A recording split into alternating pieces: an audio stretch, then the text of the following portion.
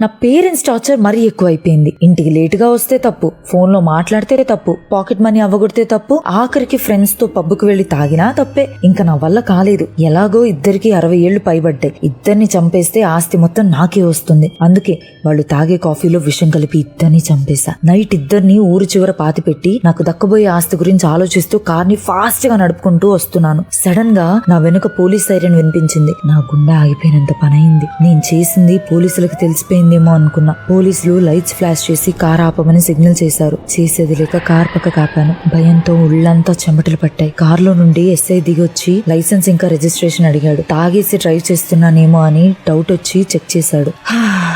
అమ్మయ్య, drunk and drive టెస్టా అని మనసులో అనుకున్నాను. ఎందుకు అంత స్పీడ్ గా వెళ్తున్నారు? ఈ రోడ్ లో యాక్సిడెంట్స్ ఎక్కువ, చూసుకొని వెళ్ళండి అని ఎస్ఐ అన్నాడు. సరే అని కార్ స్టార్ట్ చేశాను. వెళ్లిపోతూ ఉన్నప్పుడు ఎస్ఐ విండో దగ్గరికి వచ్చి, వెనుక వయసు పైబడిన మీ పేరెంట్స్ ఉన్నారు కదా, ఎందుకమ్మా అంత స్పీడ్, కొంచెం మెల్లిగా వెళ్ళు అని ఒక స్మైల్ ఇచ్చి చెప్పాడు.